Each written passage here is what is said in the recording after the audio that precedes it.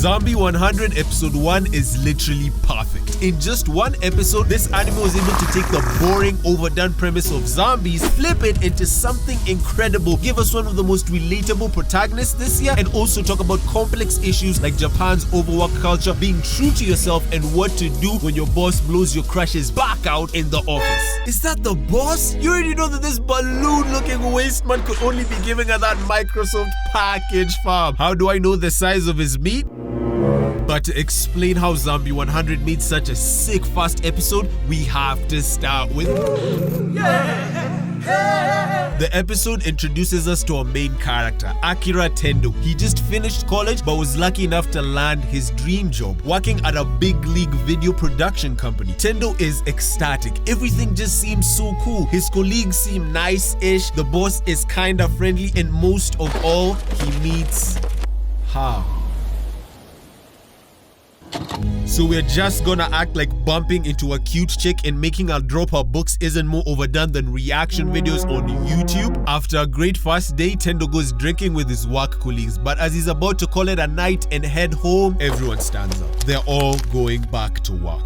But it's 2 a.m. Fast forward, it's 6 a.m. but they're all still hard at work. It's the next day now, but nothing's changed. Tendo finally goes home after 2 long days at work. The man has only had 3 hours of sleep, but he has to get up. All I've been doing is complaining. What am I, a Twitter user? I'm no bitch. I can do this. It's at this point that Tendo starts finding unhealthy ways to deal with his harsh reality and starts gaslighting himself. People sleeping in the office is normal. It's not because of overwork. They're just super competitive. This guy's been working here for 5 years but still makes as much as those Asian kids that stitch shoes in warehouses. He's just lazy. His co-workers aren't pissing blood because they're overworked. They're doing it because, yo, blood? Bro, please go see a doctor. It's now Tendo's second year. He can't even remember the last time he showered. Sleeping in the office is normal now, but his crush is still here. She's still kind to him and brings him lunch every now and then. She's the only thing keeping Tendo sane till... Sir, please, stop. I have a boyfriend. What's that gotta do with me though? You're so right. Research purposes is broke anyway. Turns out all the employees are getting one way or another by the boss. Tendo is broken. He's miserable, hopeless, crushed, but still lies to himself that there's nothing he can do. Day and night start to blend together. His life is losing color every passing minute. It's been 3 years of nothing but torture till Tendo finally thinks, if I jumped in front of the train, I wouldn't have to walk, right?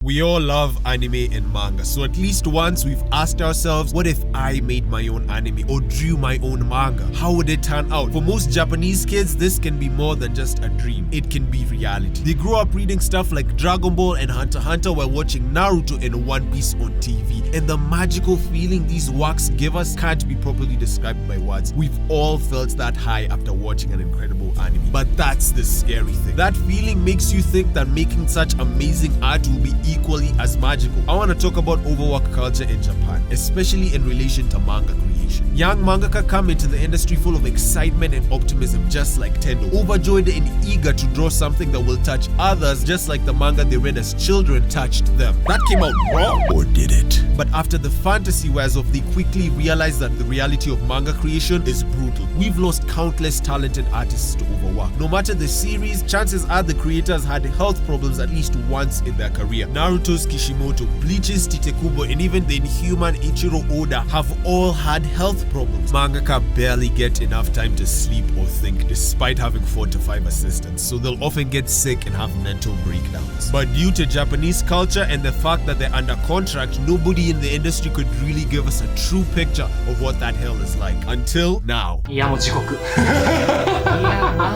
Meshida-san is my second favorite Japanese YouTuber, after the GOAT, of course, Papa Franke! And in June 2022, he released a video interviewing his former mangaka friend, Junjun-san, who'd been a mangaka for over a decade. Junjun, being a G, was hella honest and didn't pull any of that fake Japanese shit. He went straight for the balls on this one. Junjun-san, what?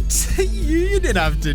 Junjun's major point is that Osamu Tezuka, the legendary grandfather of anime and god of manga, the industry hard. Tezuka was a genius. In fact, he was too much of a genius. He drew over 700 volumes of manga and made over 60 anime in his lifetime. The man was so overpowered that his workflow became industry standard. It's insane for normal people to create new stories every week and still keep them interesting. But since Tezuka did it, now everyone has to do it. Tezuka also really loved anime, so much that he didn't really even care about the money. Tezuka was famous for working at prices so low that TV studios got used to paying borderline nothing and still getting amazing anime in return. That's why animators today make so little. Tezuka would work for such cheap wages that all his competition in the anime industry would just fail because he got all the jobs, and since he was rich for drawing his own manga, Astro Boy, he'd just pay his staff out of his own pocket. I made a video giving the man the good old so it's only fair that I reveal both sides of the story. The man was so incredible, he set an unrealistic expectation on the industry. Kinda like this Instagram baddie I'm talking to who expects me to take on expensive dates to hotels like her ex-boyfriend. Who are you dating, Darlene? Jeff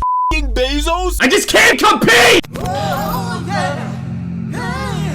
Tendo's humanity is gone. His room, a mess, but he's got work. He steps out carrying 3 years of sleep deprivation and overwork on his back till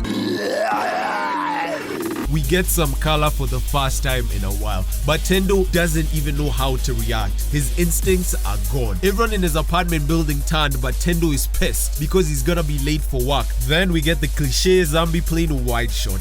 Yeah, this episode is not perfect. Everything stops though. The city is under attack. Life as we know it is over. It's a damn zombie apocalypse. Tendo's clothes drop to the floor, signifying the death of his old self. Starting now, at this very moment. Akira, Tendo. Every cell in Tendo's body explodes with joy. This is my favorite scene in the episode. The music, the sound design, the visuals. I interpret this shot as the earth and the entire universe screaming in celebration with Tendo. He can see the beautiful blue sky, the green trees, blood-stained walls. His life has meaning again. The aspect ratio change from 16:9 to the full screen further shows Tendo's liberation. He's no longer trapped in a box. He's finally taking back control of his life. The entire world is his for the taking. And Akira's first mission, find his crush and confess. He arrives at the door, shaking with excitement. However, his boss is there. But story-wise, this is great because Akira finally gets to tell his stupid fat blob of a boss how he really feels. And the show even uses Akira's ability to gaslight himself, but this time in a good way, to tackle his boss while making it look like a rugby field, reducing the impact that Tendo just killed him. Smart. Finally, he can confess to Miss Otori. But it's too late. She's a zombie too. We get a reverse dolly zoom to show the psychological effect realizing this has had on Tendo. For those 3 years, she was the only good thing in his life. But now, she's thicker than 4 bowls of Weetabix, fam. I'd hate. Look at her.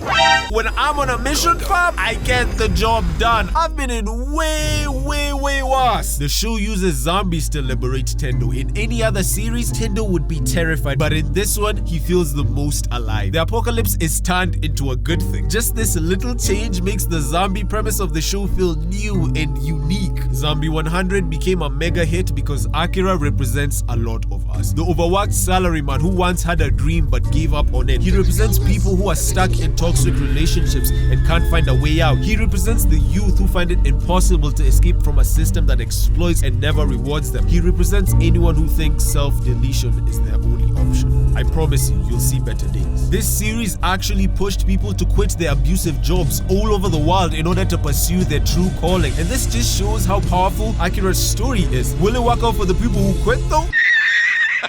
This is the real world, fam, not an anime. You've got bills to pay, Nick. Even the mangaka of this story is dead-ass working himself to death to make this. Zombie 100 tells us not to fool ourselves and be fully delusional. A healthy level of delusion is good, but not like this. He's literally me. Bro, this guy is literally me. Shut up! You're not Ryan Gosling. Respectfully, fam, but you look like this. Plus, Gosling wasn't on page 195 of the hub last night trying to find that one video he busted into when he was 12. Now, was he? Real G's know that Ryan Reynolds is way cooler. But if you find yourself constantly lying to yourself, it might be time to reevaluate your situation. Be honest with yourself. Talk to people who you know love you. Get new and different perspectives. The fact that Zombie 100 came from the world of manga, an industry famous for overwork in crushing the souls of its creators, only to tell the story about an overworked salaryman getting liberated, is ironic and amazing at the same time. What's really sad, however, is the overworked salaryman who's been up for a week and reads Zombie 100 chuckling to himself on the train as he heads back to work for another overtime shift. Only for him, there's no zombie attack to save him. Now that's the true tragedy.